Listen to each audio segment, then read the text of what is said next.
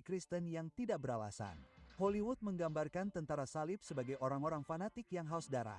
Media mengatakan mereka adalah teroris versi abad pertengahan. Mereka berbohong kepada Anda. Pada tahun 1095, pasukan Islam telah menaklukkan 2/3 dunia Kristen. Yerusalem, Antiokhia, Alexandria, tempat-tempat tersuci umat Kristen di bawah pedang. Berpindah agama, bayar pajak atau mati. Itulah pilihan Anda. Ketika Urban kedua menyerukan perang salib pertama, itu bukanlah penaklukan, melainkan pembebasan. Ksatria Kristen tidak memulai perang. Mereka mengakhiri perang yang telah berkecamuk selama 400 tahun. Namun, inilah yang seharusnya membuat Anda takut. Lihatlah London hari ini. Paris, Stockholm, gereja-gereja tutup, masjid-masjid dibangun. Wilayah yang sama yang dipertahankan oleh tentara salib dengan darah dan darah, menyerah tanpa satupun pedang terhunus. Sejarah berulang. Kali ini kami mengundang penaklukan. Berlangganan sekarang. Inilah sejarah yang sangat tidak ingin mereka Anda ketahui.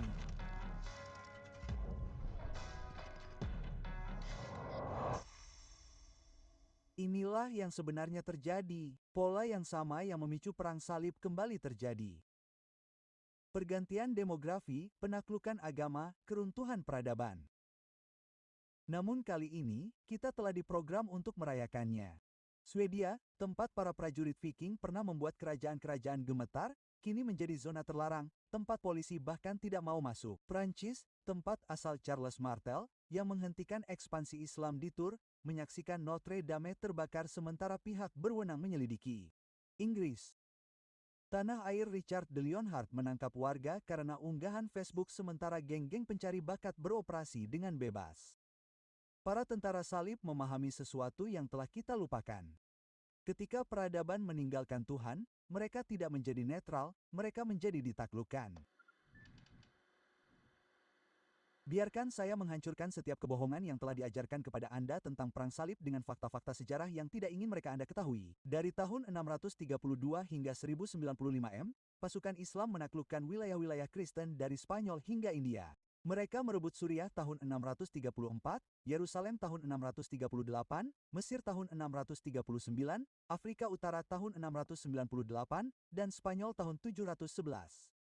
23 wilayah Kristen hilang. Di tanah yang ditaklukkan, umat Kristen menghadapi 3 pilihan. Berpindah agama, tunduk, dan membayar pajak yang sangat tinggi atau mati. Kemudian datanglah bangsa Turki Seljuk. Mereka tidak hanya menaklukkan, mereka juga membantai. Para peziarah Kristen disiksa, dirampok, dan dibunuh di jalan menuju Yerusalem. Kaisar Bizantium Alexios mengirim surat-surat putus asa ke barat. Mereka menghancurkan altar-altar kita setelah menajiskannya dengan kenajisan mereka. Mereka menyunat umat Kristen dan darah dari sunat itu mereka tuangkan ke altar atau mereka buang ke dalam kolam pembaptisan. Tanggapan Paus Urbanus II meluncurkan perang salib pertama dengan 2 kata. Deus vult, Tuhan menghendakinya. Inilah yang disembunyikan profesor Anda. Para tentara salib bukanlah penakluk, mereka adalah pembebas. Godfrey dari Bouillon, penguasa pertama Yerusalem, menjual semua yang dimilikinya untuk pergi berperang. Ia menolak gelar raja, dengan berkata, tidak seorang pun boleh mengenakan mahkota emas di mana Kristus mengenakan duri. Raymond dari Toulouse menghabiskan 400.000 mark perak, seluruh kekayaannya untuk mendanai perang salib. Mereka bukanlah pemburu harta karun. Mereka adalah orang-orang yang memahami bahwa beberapa hal lebih penting daripada kehidupan.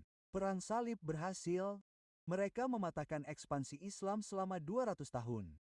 Tanpa mereka tidak ada kebangkitan, tidak ada reformasi, tidak ada revolusi ilmiah. Universitas Paris menjadi madrasah. Aquinas tidak pernah menulis, Dante tidak pernah menjadi penyair. Peradaban Barat berakhir pada abad ke-11. Terpujilah Tuhan, gunung batuku, yang mengajar tanganku untuk berperang dan jari-jariku untuk bertempur. Mazmur 144:1.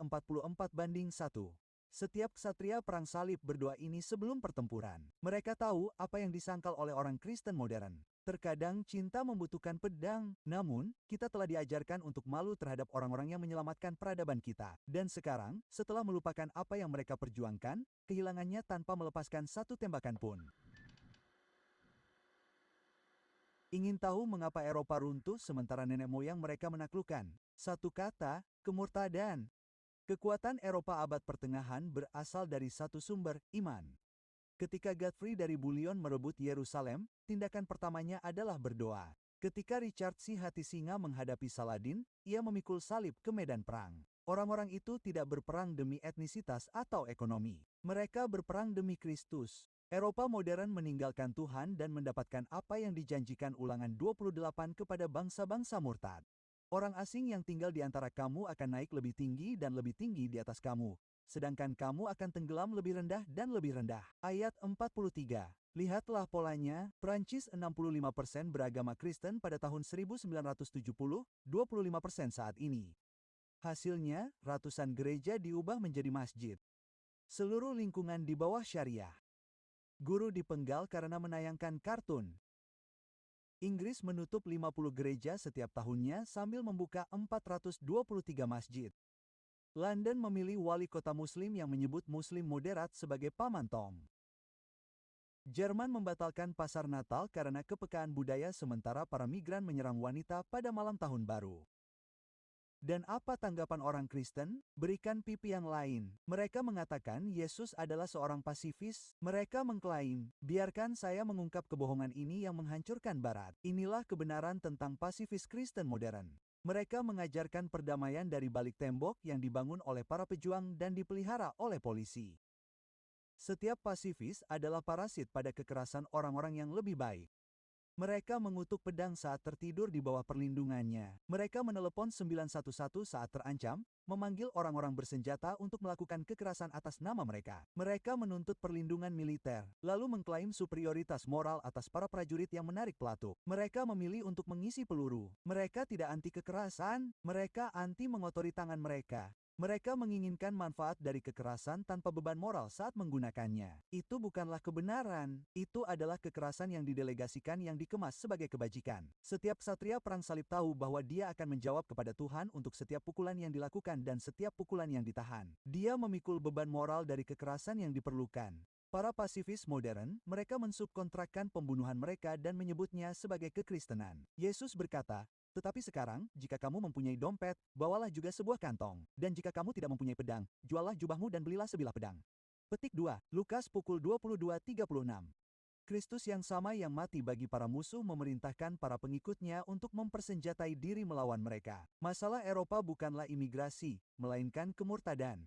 Ketika Anda meninggalkan Tuhan yang memerintahkan kekuatan, Anda menjadi lemah. Ketika Anda mengejek iman yang membangun peradaban Anda, itu akan runtuh. Orang-orang barbar tidak mendobrak gerbang. Orang-orang murtad yang membukanya.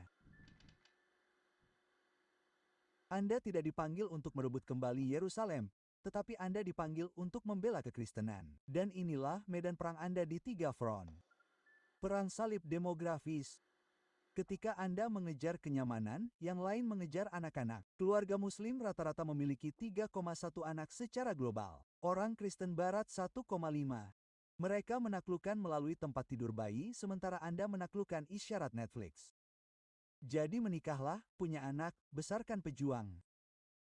Masa depan adalah milik mereka yang hadir untuk itu. Setiap anak Kristen yang Anda besarkan adalah seorang prajurit dalam pertempuran rohani. Setiap keluarga yang tidak Anda ciptakan adalah wilayah yang diserahkan. Perang salib budaya. Mereka mengambil hiburan, pendidikan, dan lembaga Anda tanpa melepaskan tembakan. Ambil kembali semuanya. Mencalonkan diri sebagai dewan sekolah, kurikulum, atau medan perang. Ciptakan konten. Cerita membentuk jiwa.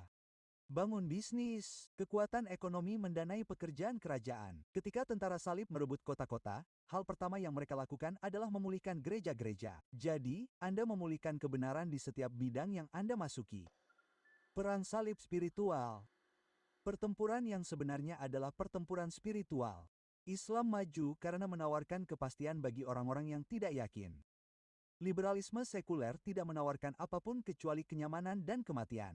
Hanya kekristenan yang kuat yang dapat mengalahkan keduanya. Bergabunglah dengan gereja yang mengajarkan kebenaran yang keras. Jika pendeta Anda tidak mau menyebut kejahatan, carilah yang mau. Bentuklah kelompok-kelompok pria yang menempa para pejuang, bukan pengecut. Bacalah sejarah gereja, ketahuilah apa yang diperjuangkan oleh para leluhur Anda. Anda mungkin tidak akan mati dalam pertempuran, tetapi Anda harus siap untuk itu. Kesiapan itu, baik fisik, mental, spiritual, adalah yang membedakan domba dari anjing gembala. Seorang pria menutup laptopnya, muak dengan kebohongan dan kemerosotan. Ia mempelajari sejarah yang sebenarnya, menghormati para leluhurnya, melihat pola-pola yang berulang. Ia berhenti meminta maaf atas kekuatan Kristen dan mulai membangunnya. Ia menikah muda, memiliki banyak anak, mengajarkan mereka cara-cara lama.